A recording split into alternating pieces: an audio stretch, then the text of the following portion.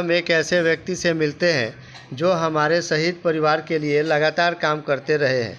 ये खुद private company में काम करते हुए हमारे देश के शहीद परिवार के लिए लगातार काम करते रहे हैं।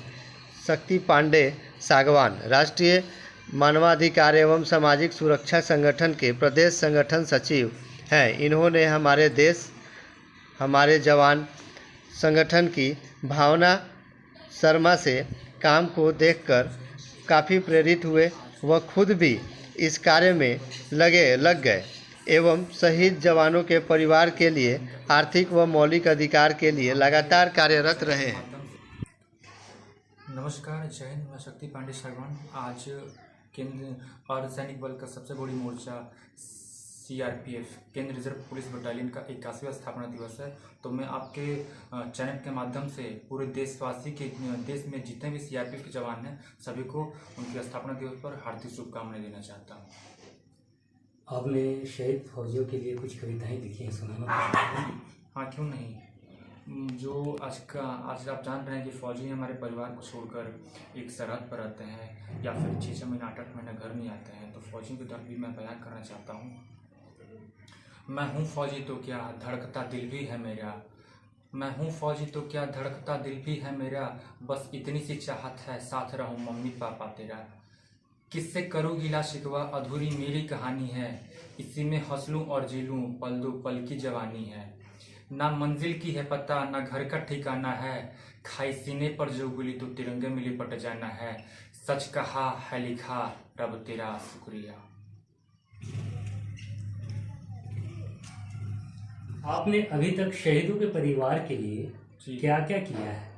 जी, सबसे पहले तो मैं आपको एक बात देना चाहता हूँ कि 11 फरवरी 2018 को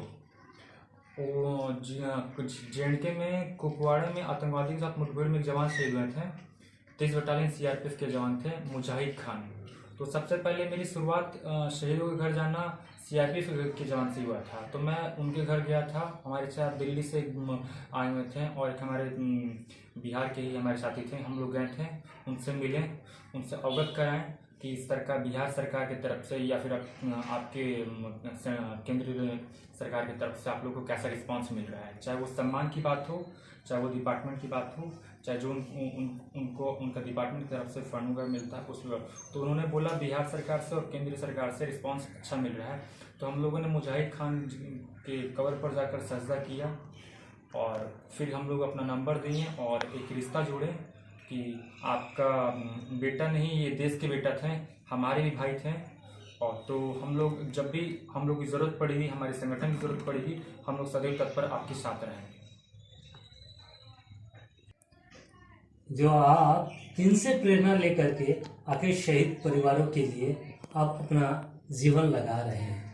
देखिए, सबसे पहले तो मैं आपके चैनल के माध्यम से दर्शकों को एक बात देना चाहता हूँ कि आज हमारे देश में हिंदुस्तानी में कहीं ना कहीं मानसिकता भरी हुई है कि वो पेट्रोल डीजल पर सरकार को घेरते हैं।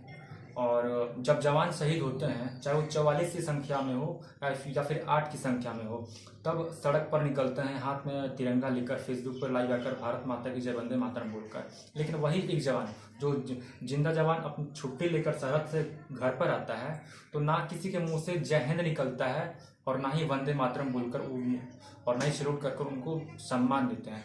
आज मैं यही बोलना चाहता हूँ कि जो हमारे देश के लोग हैं, जिंदा फौजी को अगर सम्मान देना सीख जाए तो कहीं ना कहीं स्वर्ग का फील धरती पर ही हमारे जवान करेंगे और वो भी गर्व से कहेंगे कि हम हिंदुस्तानी फौजी हैं। क्योंकि मेरी एक मोटो रहती है कि बुरहान वानी जैसा खूंखार आतंकवादी, जो उसके जनाजे के पीछे 1.5 लाख की भीड़ लगी हुई थी और हमारे एक जवान के पार्थिव शरीर के पीछे 10,000 का भी भीड़ लगना मुश्किल होता है। और मीडिया वाले दिखाते हैं कि जन सलाब, इसको हम जन सलाब नहीं बोलेंगे।